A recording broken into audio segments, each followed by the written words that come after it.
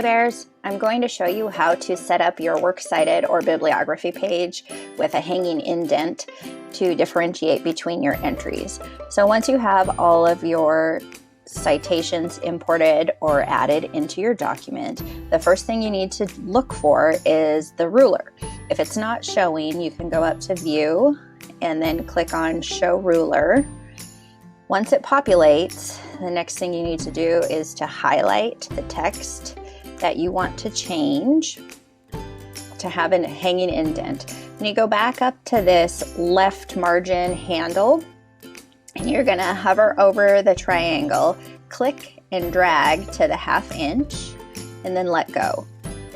Afterwards, you need to click only on that upper rectangle and drag that one separately back to the 0.